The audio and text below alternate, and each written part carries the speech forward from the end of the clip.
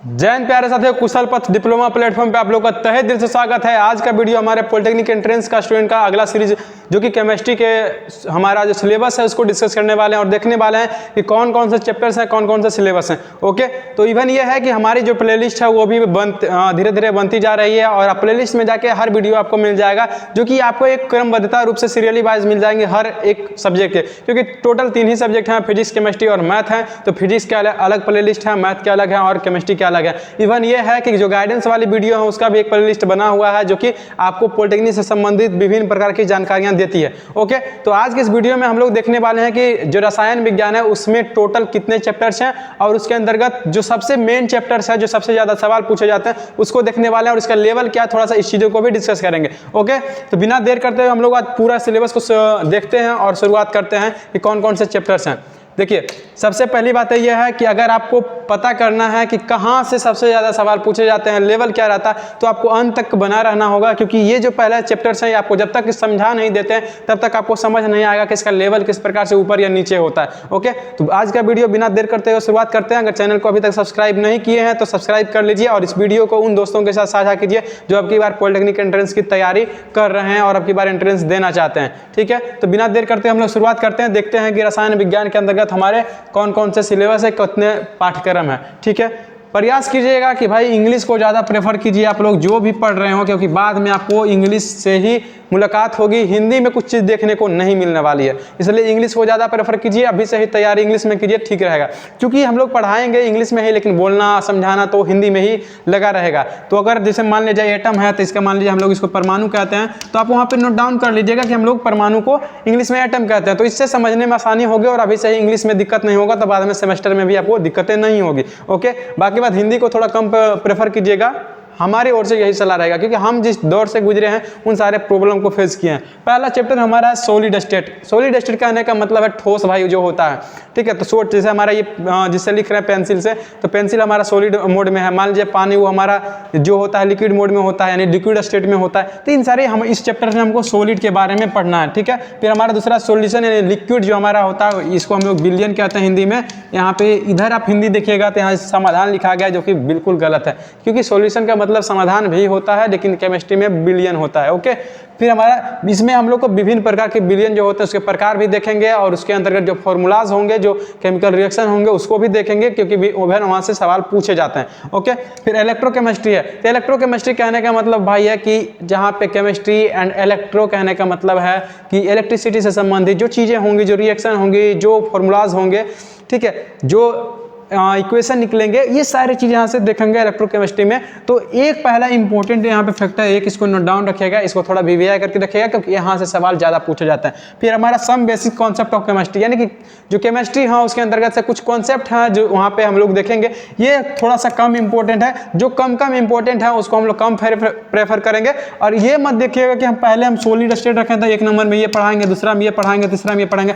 बिल्कुल ऐसा नहीं करने वाला है, बल्कि हम आपको इस प्रकार से वीडियो देंगे कि सबसे ज़्यादा सवाल जिस चैप्टर से पूछे जाते हैं पहले उसको पढ़ाएंगे, उसके बाद उससे कम जिससे पूछे जाते हैं उसके बाद वो पढ़ाएंगे, यानी कि डाउन होते आएंगे। ये नहीं कि नीचे से ऊपर जाना, बल्कि हम ऊपर से नीचे आएंगे, क्योंकि इसका लेवल थोड़ा सा अपर ही रहेगा, 10th से थोड़ा सा हाई रहेगा। इसलिए प्रयास कीजिए कि 11th के पार्ट को पढ़ लीजिए। 11th अगर आप मैथ हो, फिजिक्स हो और केमिस्ट्री हो, तीनों पढ़ लेते हैं तो ऐसा नहीं लगता है कि आप एग्जाम नहीं निकाल पाइएगा। ओके, फिर देखिए हमारा स्ट्रक्चर ऑफ एटम कहने का मतलब है कि जो हमारा एटम होता है, जो परमाणु होता है, वो किस प्रकार से बना होता है, इलेक्ट्रॉन, प्रोटॉन, न्यूट्रॉन, या फिर जो भी चीज़ें उसके अंतर्गत कार्य कर रही हैं, पी ब्लॉक, एस ब्लॉक। ऐसे तो पी ब्लॉक, एस ब्लॉक, के ब्लॉक, ये सारे जो है आगे इसमें चैप्टर्स अलग कर दिए गए, लेकिन हम यहाँ पे इसी चैप्टर में उसको इंक्लूड करके खत्म कर देंगे, ना कि उसका एक अलग सेशन लाएंगे, उसका एक अलग वीडियो लाएंगे। ओके, फिर हमारा classification of elements and periodic in properties कहने का मतलब है कि हमारा जो पीरियोडिक टेबल होता है, तो एलिमेंट और तत्व उसके अंतर्गत होते हैं, जो भी हमारे फर्स्ट पे हो, हाइड्रोजन, हीलियम, लिथियम, जो भी मतलब प्रकार के इसमें एलिमेंट हैं,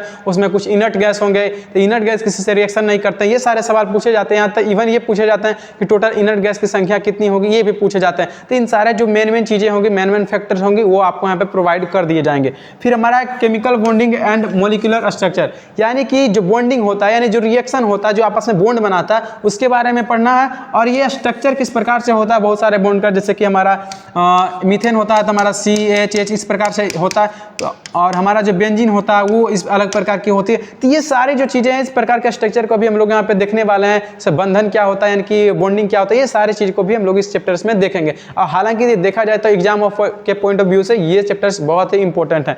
फिर हमारा स्टेट ऑफ मैटर यानी कि गैस एंड लिक्विड, कहने का मतलब है कि गैस एंड लिक्विड यानी गैसीय मोड, और लिक्विड कहने का मतलब तरल यानी पानी जैसे रूप में जो भी होंगे वो हम लोग स्टेट को देखेंगे। यानी उसके यहाँ पे सॉलिड स्टेट देख लिए था ना, और यहाँ पे हमारा लिक्विड है और गैस है। तो यहाँ पे एक चीज़ समझिए कि इसका अलग चैप्टर नहीं पढ़ाएंगे, इसका अलग चैप्टर नहीं पढ़ाएंगे, बल्कि हम लोग स्टेट के बारे में पढ़ेंगे। सिंपल से है कि केमिकल स्टेट देखेंगे, उसमें हम लोग ठोस, द्रव और गैस यानी कि हमारा सॉलिड हो गया, लिक्विड हो गया, गैस हो गया, तीनों को एक ही चैप्टर्स में देख लेंगे, ना कि अलग अलग करेंगे। उसके अंतर्गत चाहे वीडियो जितनी भी देर की लंबी हो, प्लेलिस्ट बना रहेगा, आप वहाँ से चेक कर लीजिएगा। फिर हमारा थर्मोडायनेमिक, तो थर्मोडायनेमिक के अंतर्गत भाई किस प्रकार के रिएक्शन होते हैं, किस प्रकार से हमारे फंक्शन होती है, किस प्रकार से केमिकल बॉन्डिंग होता है, ये सारे चीज़ को भी हम लोग देखेंगे। हालांकि ये चीज़ें होती है कि भाई आपको ये फिजिक्स से संबंधित भी देखने को मिलेंगे, क्योंकि थर्मोडायनेमिक का कॉन्सेप्ट केमिस्ट्री में और फिजिक्स में कुछ सिमिलर होते हैं। तो हम लोग प्रयास करेंगे कि वीडियो को रिलेट कर दें, क्योंकि अगर फिजिक्स का क्लास लेते हैं उसको देखेंगे तो अगर वहाँ पे समझाएंगे तो फिर थोड़ा सा यहाँ पे समझने में आसानी हो जाएगी। अगर केमिस्ट्री का पहले लेते हैं तो फिजिक्स का पढ़ाएंगे तो वहाँ समझने में आसानी हो जाएगी। थोड़ा सा रिलेटेबल हम करा के टॉपिक पढ़ाएंगे। फिर हमारा इक्विलिब्रियम, तो इक्विलिब्रियम भी हमारा टॉपिक है जो कि इससे भी फिजिक्स से संबंधित है। ये हमारे 11th के पार्ट है, जो कि आपको चाहे आप पढ़ने आ रहे हैं, खास करके सिविल इंजीनियरिंग में अगर एडमिशन लेते हैं तो इक्विलिब्रियम का कॉन्सेप्ट आपको जीवन भर पीछा नहीं छोड़ेगा।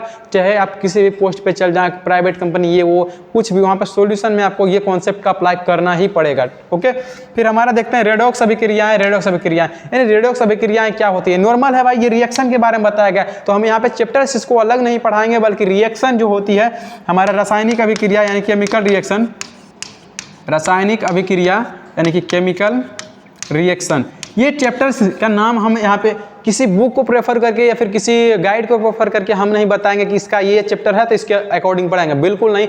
हमको जो लगेगा कि ये सारे चैप्टर्स, जैसे 3 चैप्टर्स हैं जो रिलेटेबल हैं और एक ही बार में इसको इंक्लूड करके समझाया जा सकता है, तो हम तीनों चैप्टर्स को कंबाइन करके एक चैप्टर्स निकालेंगे, वहाँ से आपको समझाएंगे। ओके, हमारा स्ट्रेटजी बिल्कुल अलग रहेगा, ना कि सिंपल कॉपी करते जाएंगे, क्योंकि इससे आपको आसानी होगी। जब रिलेट करके सारे चैप्टर को पढ़ाएंगे तो आपको समझने में भी आसानी होगी और याद रखने में भी आसानी होगी।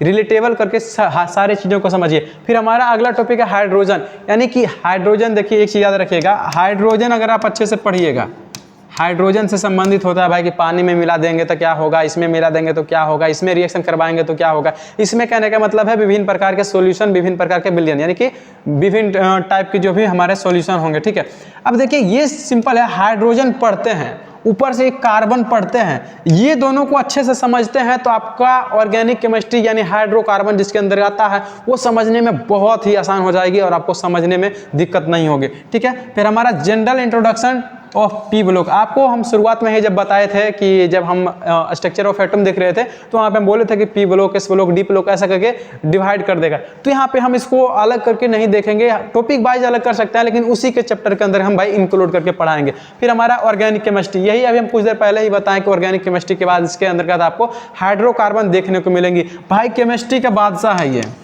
ऑर्गेनिक केमिस्ट्री जो है ना, ये केमिस्ट्री का बादशाह, सबसे ज़्यादा सवाल पूछे जाने वाले जो है यहाँ से है। फिजिक्स के वीडियो में हम लोग राजा का बताए थे, इलेक्ट्रिसिटी है, और यहाँ पे हमारा जो है ऑर्गेनिक केमिस्ट्री यानी हाइड्रोकार्बन से सवाल पूछे जाते हैं।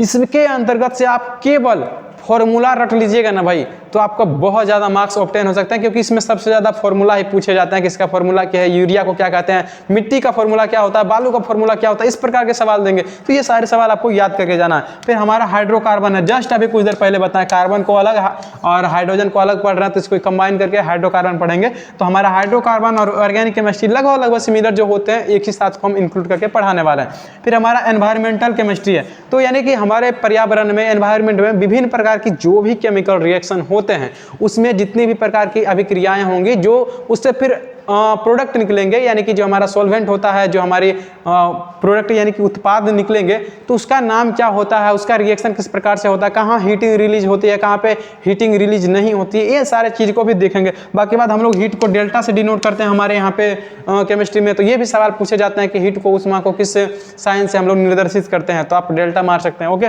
फिर हमारा है केमिकल काइनेटिक्स। तो यानी काइनेटिक्स जो होती है भाई फिजिक्स में, तो केमिकल के अंतर्गत रसायन शास्त्र के अंतर्गत जो चीज़ें होंगी वहाँ पे हम लोग को इस कॉन्सेप्ट को देखने वाला है, थोड़ा सा टॉपिक को रिलेटेबल बनाना होगा।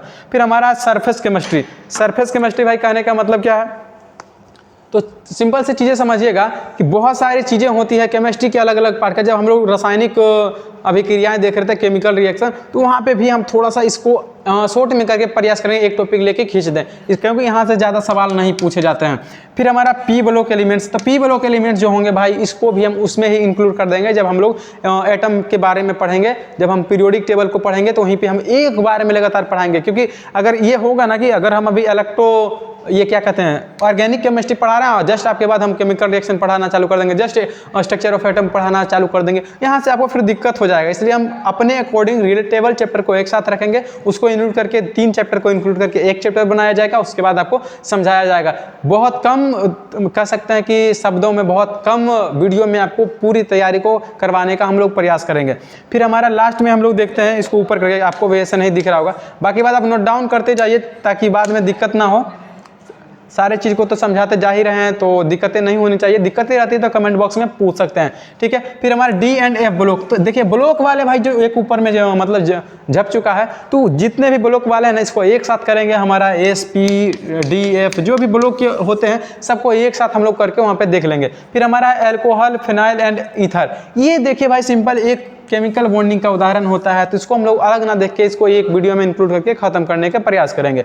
फिर हमारा ऑर्गेनिक कंपाउंड्स कंटेनिंग नाइट्रोजन। कहने का मतलब है कि ऑर्गेनिक कंपाउंड जितने भी होंगे वो नाइट्रोजन के साथ रिएक्शन करके कैसे वो आपस में ऑब्जर्व करेंगे, कैसे वो कंटेन करेंगे, कैसा रिएक्शन होगा, कैसा प्रोडक्ट निकलेगा, ये सारी चीज़ों को हम यहाँ पे देखेंगे। ये जो है इससे संबंधित होंगे, ये हाइड्रोकार्बन से संबंधित, थोड़ा सा ऑर्गेनिक केमिस्ट्री से संबंधित हो गए, तो वहाँ पे थोड़ा सा साथ में ही हम लोग वहाँ पे डिस्कवर करने का प्रयास करेंगे। फिर हमारा बायो मोलिक्यूल्स है। बायो मोलिक्यूल्स जो है भाई, मोलिक्यूल्स कहने का मतलब ये भाई है कि जो भी कण होते हैं ना, तो उस कण के जो पार्ट होते हैं, क्योंकि देखिए हमारा जो रसायन शास्त्र है वो कण पे ही जाता है। रसायन शास्त्र जो है यानी केमिस्ट्री जो है वो कण पे ही चलता है, क्योंकि लास्ट में हम किसी भी प्रोडक्ट को देखते हैं तो इसका सबसे मतलब कि यूनिट क्या है, इसका सबसे छोटा इकाई क्या है, तो भाई कण होंगे एलिमेंट के तौर पर। जैसे एटम हो सकता है, पहले हमारा एलिमेंट हो गया, फिर एटम हो गया, फिर उसके अंदर हमारा नाइट्रोजन इलेक्ट्रॉन होते हैं, प्रोटॉन होते हैं, न्यूट्रॉन होते हैं, फोटोन होते हैं, अनेकों प्रकार के जो चीज़ें होते हैं वो सारी चीज़ को देखेंगे।